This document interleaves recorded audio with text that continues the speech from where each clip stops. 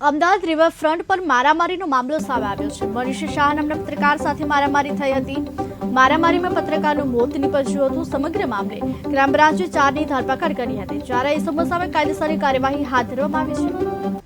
ગઈ તારીખ 1 જૂને 1/6/2024 ના રોજ મનીષભાઈ શાહ છે, જે વ્યવસાય પત્રકાર છે, તેઓ એમની મોટરસાયકલ લઈને રિવરફ્રન્ટ ઈસ્ટ તરફથી જતા હતા।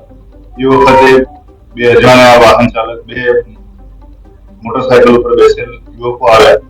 એમને એક બાજુ વાહન થોભાવ્યું। જેવું વાહન થોભાવ્યું એ પૈકીના જે બંને યુવક હતા એ પૈકીના એક યુવકે એમને જમણા અને ડાબા પગના સાથળ ઉપર છરીના ગંભીર ઘાથી ઈજા પહોંચાડેલી। ત્યારબાદ મનીષભાઈને સિવિલ હોસ્પિટલ ખાતે સારવારમાં લઈ જવામાં આવેલા અને એમને આ બનાવ અંગેની ફરિયાદ રિવરફ્રન્ટ ઈસ્ટ પોલીસ સ્ટેશનમાં નોંધવામાં આવેલી। આ ફરિયાદ નોંધાયા બાદ અને એમની સારવાર દરમિયાન મનીષભાઈનું મૃત્યુ થયેલું ઈજાના કારણે। ગુનાની ગંભીરતાને ધ્યાને રાખી પોલીસ કમિશનર શ્રી દ્વારા આ ગુનાની તપાસ ક્રાઇમ બ્રાન્ચને સોંપવામાં આવેલી અને ક્રાઇમ બ્રાન્ચ ખાતે પોલીસ ઇન્સ્પેક્ટર VBR દ્વારા આ ગુનાની તપાસ હાથ ધરાઈ રહેલી છે।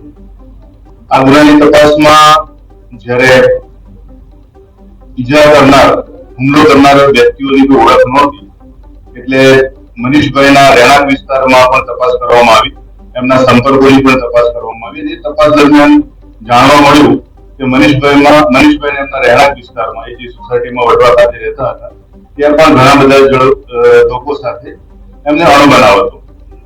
એ પૈકીનો એક જે વધારે ધ્યાને ખેંચેલી બાબત હતી કે એક યુવરાજસિંહ કરીને એક વ્યક્તિ છે, જેના વિરુદ્ધ વડવા પોલીસ સ્ટેશન ખાતે 2021માં 376 મુજબનો ગુનો મનીષભાઈની પત્નીએ નોંધાવેલો હતો અને એ ગુનાની વિગત મુજબ એમને યુવરાજસિંહ સાથે લગ્નેતર સંબંધ હોવાને કારણે મનીષભાઈ સતત એમની વચ્ચે ઝઘડા થતા હતા।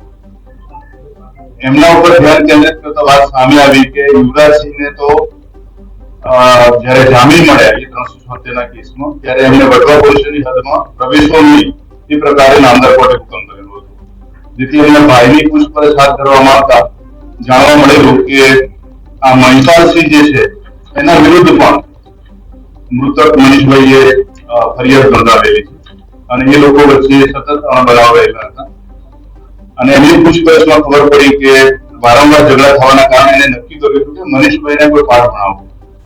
એટલે એમણે નક્કી કર્યું કે એમને કોઈ નાની મોટી સરખી ઈજા પહોંચાડવાથી જો ડરી જાય તો આ પ્રકારની પ્રવૃત્તિ બંધ કરે।